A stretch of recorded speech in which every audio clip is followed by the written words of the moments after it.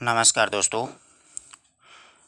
आज हम test series भाग संख्या 25 का अध्ययन करेंगे और इसमें हालावाद युग की जो नई जो काव्य धारा थी उसी में राष्ट्रीय सांस्कृतिक काव्य धारा है उत्तर छायावाद काल की, उसका अध्ययन करेंगे। उसके महत्वपूर्ण प्रश्न होंगे और प्रत्येक प्रश्न की व्याख्या करते जाएंगे। तो वीडियो को अंत तक जरूर देखिएगा और वीडियो में अगर कोई कमी हो, किसी प्रश्न में आपको डाउट हो तो कमेंट जरूर कीजिएगा, जिससे कि मुझे भी पता चल सके, उसमें सुधार किया जाए।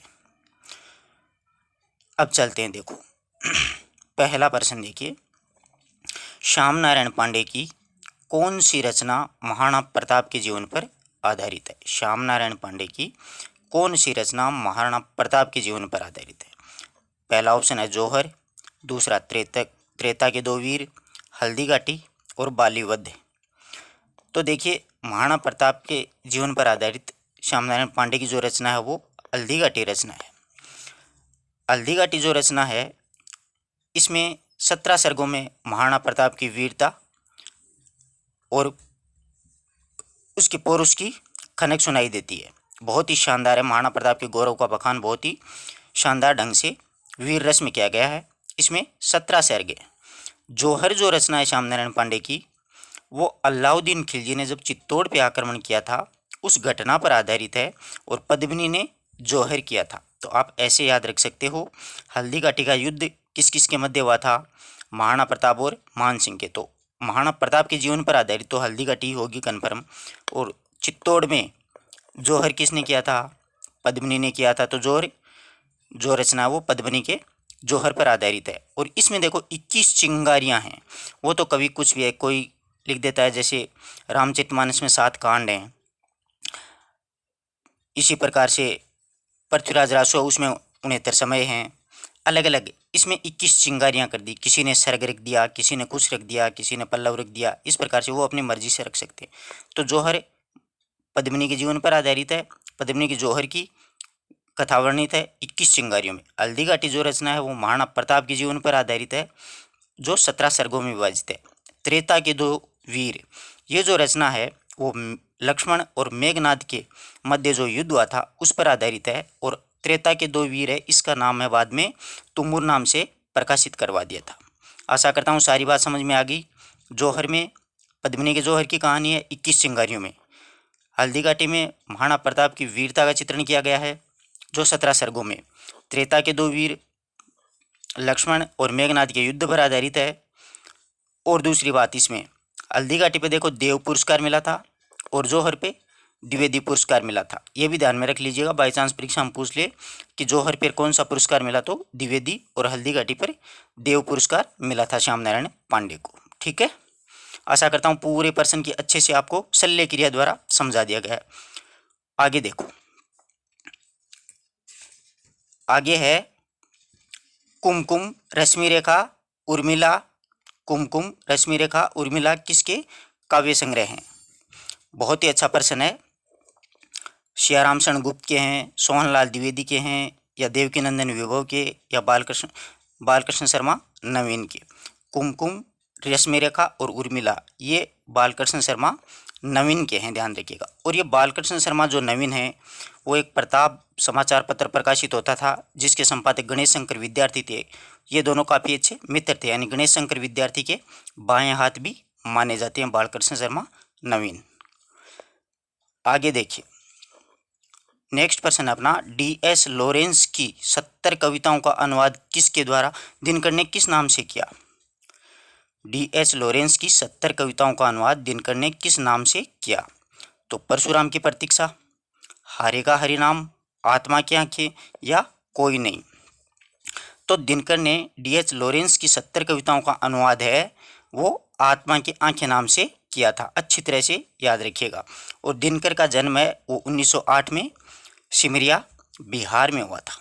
ठीक है, 1974 में इनकी मृत्यु हो गई थी। तो आत्मा की आंखें नाम से DS लॉरेंस की 70 कविताओं का अनुवाद दिनकर ने किया था।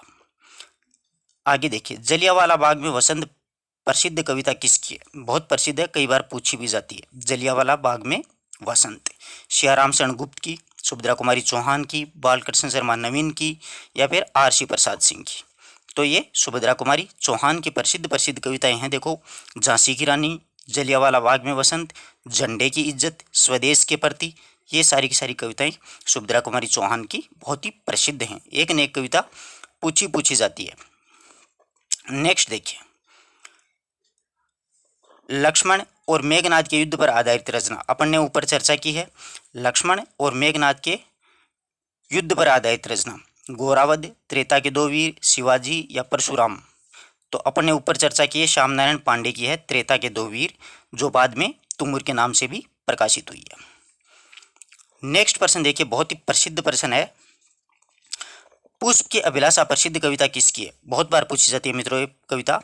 ये गोपाल सिंह नेपाली की है, आर.सी. प्रसाद सिंह की है, या फिर श्रीपाल सिंह की या माखनलाल चतुर्वेदी की? आशा करता हूँ कि पुष्प की अभिलाषा सभी को पता है ये किसकी है, माखनलाल चतुर्वेदी की प्रसिद्ध कविता है। ये जब जेल में थे उस दौरान लिखी थी। एक कैदी और कोकिला, इनकी दो कविताएं बहुत प्रसिद्ध हैं। एक तो कैदी और कोकिला वो जेल में लिखी थी, और एक पुष्प की अभिलाषा।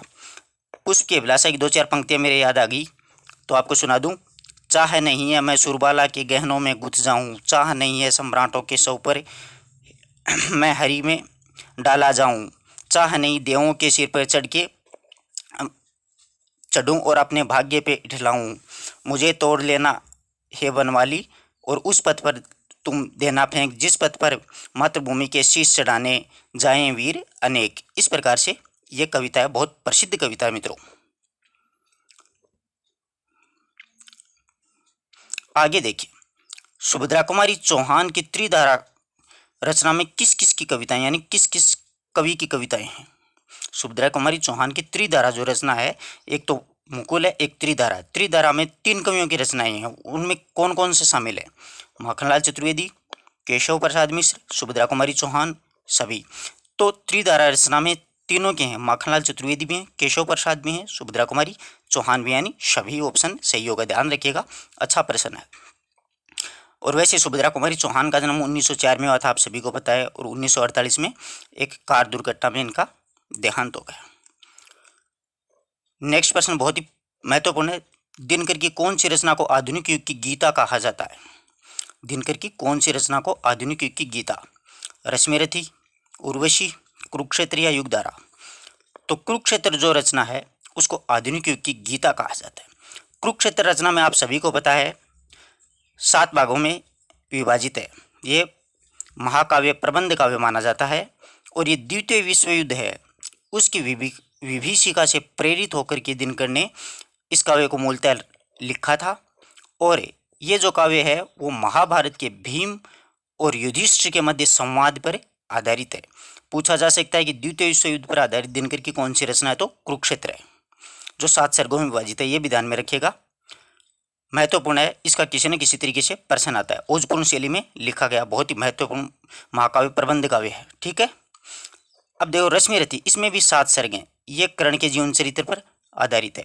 उर्वशी जो रचना है वो एक खंड काव्य है और कामाध्यात्म का निरूपण किया गया है उर्वशी और पुनर्वा के माध्यम से, ठीक है। आगे देखिए, हिंदी का गोल्ड स्मिथ किसे कहा जाता है?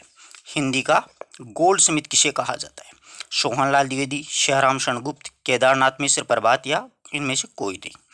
तो सियाराम शरण गुप्त हैं, वो मैथिली शरण गुप्त के छोटे भाई हैं, उनको हिंदी का गोल्ड स्मिथ भी कहा जाता है, ध्यान रखिएगा, पूछा जा सकता है। और बापू के नाम से भी इनको जानते हैं। नेक्स्ट प्रश्न बहुत ही शानदार प्रश्न है मित्रों। कुसुमांजलि किसकी रचना है? कुसुमांजलि दिनकर, श्याम नारायण, सियाराम शरण गुप्त, देवकीनंदन विभव, जगन्नाथ प्रसाद मिलिंदे। तो ये जो कुसुमांजलि जो रचना है वो देवकीनंदन विभव की रचना है। ये एकमात्र कहते हैं कि साहित्य जगत की ऐसी रचना है जो कि जेल की दीवारों पे लिखी गई थी। पहले जब 1942 का आंदोलन हुआ था, भारत छोड़ो आंदोलन, उस दौरान उनको जेल में डाल दिया गया था देवकीनंदन विभव को, तो उन्होंने जेल की दीवारों पे इस रचना को लिखा, ऐसा गणपति चंद्र गुप्त का मानना है, ठीक है। ध्यान रखिएगा, काफ़ी महत्वपूर्ण है, पूछी जा सकती है कि कौन सी रचना जेल की दीवारों पे लिखी गई है? तो कुसुमांजलि। आशा करता हूँ अच्छे से समझ में आई होगी बात। आगे देखिए, सुभद्रा कुमारी चौहान की पहली कविता कौन सी है? बहुत ही शानदार प्रश्न है मित्रों। सुभद्रा कुमारी चौहान की पहली कविता कौन सी मानी जाती है? झांसी की रानी, स्वदेश के प्रति, नीम और झंडे की इज्जत। अपने तो अधिकांशतः झांसी की रानी ही अपने मुख पे रहती है, सभी को अपने स्मृति पट पर झांसी की रानी याद रहती, क्योंकि ये बहुत प्रसिद्ध कविता है सुभद्रा जी की। परंतु इसमें पहली कविता पूछी है तो ध्यान रखिएगा, पहली कविता नीम नाम से लिखी थी सुभद्रा कुमारी चौहान ने। और बचपन में जब सुभद्रा कुमारी चौहान छोटी थी तो उस नीम पे उनके माताजी ने उनको एक झूला डाल के दिया था, उस पे वो झूलती थी। फिर जब बाद में बड़ी हुई, जब इनका कवित्व विकास हुआ तो उन्होंने उस नीम की याद आई उनको, और नीम पे एक बहुत ही शानदार कविता लिखी, तो वो उनकी पहली कविता थी। ठीक है, नेक्स्ट देखिए, किस कवि ने मैथिली शरण गुप्त के सामने अपने आप को महज एक डिप्टी राष्ट्रकवि माना है? अच्छा प्रश्न है। किस कवि ने मैथिली शरण गुप्त के सामने महज एक डिप्टी राष्ट्रकवि माना है? श्यामनारायण पांडे, माखनलाल चतुर्वेदी, दिनकर या सभी? सारे के सारे हैं तो वीर रस के ही, सारे के सारे हैं राष्ट्रीय सांस्कृतिक काव्यधारा के कवि, लेकिन दिनकर हैं उनको दूसरा राष्ट्र कवि भी कहलाते हैं, परंतु दिनकर स्वयं हैं उन्होंने अपने आप को मैथिली शरण गुप्त के सामने महज एक डिप्टी यानी छोटा राष्ट्र कवि स्वीकार किया है। तो अच्छा प्रश्न बनता है, कई बार परीक्षा में पूछा भी जाता है, पहले राष्ट्र कवि कौन है? मैथिली शरण गुप्त हैं। भारतीय रचना के कारण उनको राष्ट्र कवि की उपाधि मिली थी, महात्मा गांधी के द्वारा दी गई थी। फिर इन्होंने जब राष्ट्रीय सांस्कृतिक काव्यधारा की अच्छी अच्छी कविताएं लिखी, अच्छी अच्छी रचनाएं लिखी, तो इनको भी दूसरा राष्ट्र कवि माना जाने लगा है। और कई कई जो साहित्यकार हैं अनेक प्रकार के, वो माखनलाल चतुर्वेदी को भी तीसरा राष्ट्र कवि के रूप में स्वीकार करते हैं। नेक्स्ट देखिए, दिनकर की कौन सी रचना कर्ण के जीवन चरित्र पर आधारित है? उर्वशी, वट पीपल, रश्मिरथी या हुंकार? तो अपन पीछे चर्चा कर चुके हैं कि दिनकर की रश्मिरथी जो रचना वो 7 सर्गों में विभाजित है और कर्ण के जीवन चरित्र पर आधारित है। ये भी महाभारत का ही पात्र है। ठीक है, अगला देखिए, सुभद्रा जी को किसने राष्ट्रीय और मानवता के उदात्त एवं कोमल स्वरों को झंकृत करने वाली कवयित्री कहा है? यानी किस आलोचक ने सुभद्रा कुमारी चौहान को राष्ट्रीय और मानवता के उदात्त एवं कोमल स्वरों को झंकृत करने वाली कवयित्री कहा है? नगेंद्र, शुक्ल, बच्चन सिंह या गणपति चंद्र गुप्त? अधिकांश तो अपने क्या है कि साहित्य के विद्यार्थी शुक्ल को ही मानते हैं कि शुक्ल ने कहा होगा, जबकि ऐसा नहीं है। गणपति चंद्र गुप्त हैं, उन्होंने सुभद्रा कुमारी चौहान को राष्ट्रीय एवं मानवता के उदात्त एवं कोमल स्वरों को झंकृत करने वाली कवयित्री कहा है। अच्छा कथन है, नोट कर लीजिएगा। नेक्स्ट प्रश्न देखिए, साहित्य देवता, मरणज्वर, माता, ये किसकी रचनाएं हैं? सियाराम शरण गुप्त की, माखनलाल चतुर्वेदी की, बालकृष्ण शर्मा नवीन की या देवराज की? तो ये रचनाएं हैं वो माखनलाल चतुर्वेदी की रचनाएं हैं। ध्यान रखिएगा, साहित्य देवता, मरणज्वर, समर्पण, युगचरण, वेणु लो गूंजे धरा, हिम किरीटिनी, हिमतरंगिणी, माता, ये सारी रचनाएं माखनलाल चतुर्वेदी की। नेक्स्ट देखिए, दिनकर को साहित्य अकादमी पुरस्कार किस रचना पर मिला? अच्छा प्रश्न है। उर्वशी पर, कुरुक्षेत्र पर, संस्कृति के 4 अध्याय पर या परशुराम की प्रतीक्षा पर? तो संस्कृति के 4 अध्याय पर दिनकर को कौन सा पुरस्कार मिला था? साहित्य अकादमी 1959 में। और उर्वशी जो रचना उस पर दिनकर को 1972 में ज्ञानपीठ पुरस्कार मिला था। ध्यान रखिएगा। कुरुक्षेत्र के बारे में अपन ने खुल की चर्चा कर ली है। अगला देखिए, सुभद्रा कुमारी चौहान को किस आलोचक ने राष्ट्रीय एवं मानवता के उदात्त एवं कोमल स्वरों को झंकृत करने वाली कवयित्री कहा? पीछे अपन ने चर्चा कर ली, प्रश्न रिपीट हो गया है, गणपति चंद्र गुप्त ने। नेक्स्ट प्रश्न बहुत ही शानदार है, दिनकर की कौन सी रचना विश्व के 100 श्रेष्ठ महाकाव्य में 74वां स्थान प्राप्त किया है? विश्व के 100 श्रेष्ठ महाकाव्य थे, उनमें 74वां स्थान प्राप्त करना एक बहुत बड़ी उपलब्धि होती है मित्रों। तो देखो, रश्मिरथी, रेणुका, उर्वशी या कुरुक्षेत्र? तो आप सभी को पता है ये दिनकर की जो रचना है वो कुरुक्षेत्र मानी जाती है। कुरुक्षेत्र विश्व के 100 श्रेष्ठ महाकाव्य में 74वां स्थान प्राप्त किया है। काफी महत्वपूर्ण अच्छा कथन है। नेक्स्ट देखिए, माखनलाल चतुर्वेदी, किस कवि ने माखनलाल चतुर्वेदी की पुष्प की अभिलाषा के विरोध स्वरूप एक फूल की चाह जैसे माखनलाल चतुर्वेदी ने लिखी पुष्प की अभिलाषा, तो दूसरे कवि को ऐसा लगा कि क्यों न एक फूल की चाह मैं भी लिखूं इसके उपलक्ष्य में या विरोध में, प्रतिस्पर्धा स्वरूप कह सकते हैं अपन। तो देखिए किसने लिखी, बालकृष्ण शर्मा नवीन, सियाराम शरण गुप्त, सोहनलाल द्विवेदी या इनमें से कोई नहीं। तो सियाराम शरण गुप्त हैं जो कि मैथिली शरण गुप्त के अनुज माने जाते हैं, अनुज थे।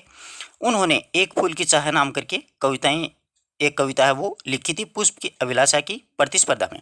ऐसी बहुत सी रचनाएं हैं मित्रों साहित्य में, जैसे रामचंद्रिका की प्रतिस्पर्धा में, सॉरी रामचरितमानस की प्रतिस्पर्धा में केशव ने रामचंद्रिका लिख डाली। इसी प्रकार से मिथिलेश चंद्र गुप्त के साकेत की प्रतिस्पर्धा में बलदेव प्रसाद मिश्र ने साकेत संत लिख डाली। इस प्रकार से बहुत सी रचनाएं हैं साहित्य में जो एक दूसरे की प्रतिस्पर्धा में लिखी गई थी। अब रामचंद्रिका की प्रतिस्पर्धा में एक कृष्ण चंद्रिका वो गुमान कवि के द्वारा लिखी गई थी। ऐसे अनेक सी रचनाएं, बहुत सी रचनाएं आपको मिल जाएंगी जो प्रतिस्पर्धा स्वरूप पूछी जाती हैं। ये जो कविता है वो अक्सर परीक्षा में पूछी जाती है कि एक फूल की चाह कविता किसने लिखी, तो ध्यान रखिएगा सियाराम शरण गुप्त के द्वारा लिखी गई थी। नेक्स्ट देखिए, निम्न में से कौन सी रचना सोहनलाल द्विवेदी की नहीं है। सोहनलाल द्विवेदी की रचना नहीं है। मौर्य विजय, विश्वान, भैरवी, चित्रा। तो मित्रों ये मौर्य विजय है वो सियाराम शरण गुप्त की रचना है, जबकि विश्वान है, भैरवी है, चित्रा है, ये सारी की सारी रचनाएं किसकी हैं, सोहनलाल द्विवेदी की हैं। और ये जो मौर्य विजय रचना है इसमें सियाराम शरण गुप्त ने शेलुकश और चंद्रगुप्त मौर्य के ऐतिहासिक द्वंद्व को राष्ट्रीय भावों से ओतप्रोत करते हुए लिखा था। बहुत शानदार रचना है। साहित्य देवता किसकी रचना है, नेक्स्ट प्रश्न है, साहित्य देवता किसकी रचना है, दिनकर की, सियाराम शरण गुप्त की, माखनलाल चतुर्वेदी की या बालकृष्ण शर्मा नवीन की। तो साहित्य देवता माखनलाल चतुर्वेदी की रचना है, माता समर्पण ये रचना है। नेक्स्ट प्रश्न देखिए, कवि कुछ ऐसी तान सुनाओ जिसे उथल पुथल मच जाए, बरसे आग जलद जल जाए, भस्मसात भूधर हो जाए। ये पंक्ति किस कवि की है, बहुत बार पूछी जाती है, कैसी भी एग्जाम ले लीजिए आप साहित्य की, ये जो दोहा है वो बहुत बार पूछा जाता है। कवि कुछ ऐसी तान सुनाओ कि उथल पुथल मच जाए, बरसे आग जलद जल जाए, भस्मसात भूधर हो जाए। ये माखनलाल चतुर्वेदी, बालकृष्ण शर्मा नवीन, सियाराम शरण गुप्त या श्यामनारायण पांडे। तो आशा करता हूँ सभी को इस दोहे का पता होगा। बालकृष्ण शर्मा नवीन के द्वारा ये लिखा गया था और बालकृष्ण शर्मा नवीन हैं वो गणेश शंकर विद्यार्थी के काफ़ी अच्छी मित्र भी थे। नेक्स्ट देखिए, सियाराम शरण गुप्त ने अपनी किस रचना में गणेश शंकर विद्यार्थी को बलिदान की गाथा का वर्णन किया है। सियाराम शरण गुप्त ने अपनी किस रचना में गणेश शंकर विद्यार्थी के बलिदान की गाथा का वर्णन किया, मौर्य विजय, अनाथ, आत्मोत्सर्ग या आर्द्रा। तो मित्रों आत्मोत्सर्ग जो रचना है उसमें सियाराम शरण गुप्त ने अमर शहीद गणेश शंकर विद्यार्थी के बलिदान की जो गाथा है वो बड़ी उदात्त शैली में प्रस्तुत की है। ध्यान रखिएगा, अनाथ जो रचना है सियाराम शरण गुप्त की उसमें काल्पनिक कथा पर आधारित एक ग्रामीण जीवन का चित्रण और जमींदारों के अत्याचारों का, पुलिस की क्रूरता का आदि का चित्रण किया है। मौर्य विजय जो रचना है वो शेलुकस और चंद्रगुप्त मौर्य की ऐतिहासिक द्वंद्व को राष्ट्रीय भावों से ओतप्रोत शैली में चित्रण किया है मौर्य विजय में।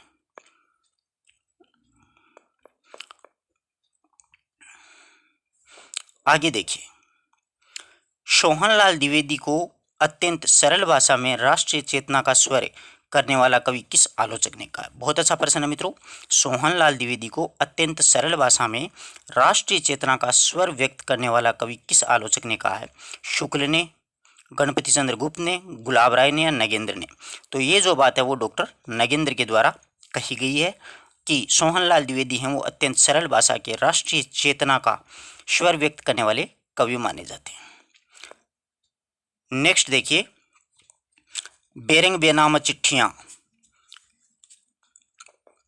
पक गई धूप, दिन एक नदी बन गया, ये रचनाएं किसकी हैं। बेरंग बेनाम चिट्ठियां, पक गई धूप, दिन एक नदी बन गया, लक्ष्मी नारायण मिश्र, जनार्दन प्रसाद झा, रामदर्श मिश्र या इनमें से कोई नहीं। तो ये जो रचनाएं हैं वो रामदर्श मिश्र की हैं। नेक्स्ट देखिए,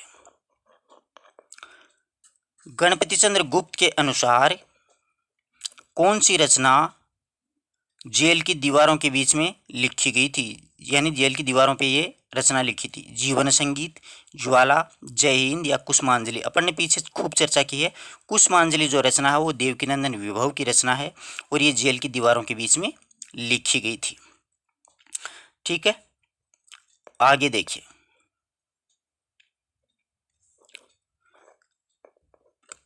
आर्द्रा, बापू, अनाथ, दुर्वादल ये रचनाएं किसकी हैं? सोहनलाल द्विवेदी की, सियाराम शरण गुप्त की, बालकृष्ण शर्मा नवीन की या सुभद्रा कुमारी चौहान की। तो आर्द्रा है, विषाद है, दुर्वादल है, अनाथ है, ये सारी रचनाएं सियाराम शरण गुप्त की रचनाएं मानी जाती हैं। इस प्रकार से अपन ने आज हिंदी साहित्य के छायावाद, उत्तर छायावाद युग के राष्ट्रीय सांस्कृतिक काव्यधारा के महत्वपूर्ण जितने भी कवि थे उनकी महत्वपूर्ण जो रचनाएं थी उन सभी का अच्छे से अध्ययन किया। आशा करता हूं कि आपको वीडियो बहुत अच्छा लगा होगा। हर एक प्रश्न को अच्छे से अपन ने एक्सप्लेन करके पढ़ा है। एक बार आप टॉपिक पढ़ लीजिएगा, उसके बाद इन प्रश्नों को आप सॉल्व करोगे तो आपका पूरा कंसेप्ट है वो क्लियर हो जाएगा। आशा करता हूँ मित्रों ये वीडियो है वो आप ज़्यादा से ज़्यादा शेयर करेंगे और अपने कमेंट बॉक्स में ज़रूर लिखिएगा अपने विचार, जिससे कि मुझे इस बात का पता चल सके कि आपको किस प्रकार का ये जो मैटर मैं उपलब्ध करवा रहा हूँ वो कैसा लग रहा है, आपको कैसा महसूस हो रहा है, ज़रूर लिखिएगा। मिलते हैं एक नए वीडियो नए टॉपिक के साथ, तब तक के लिए नमस्कार दोस्तों।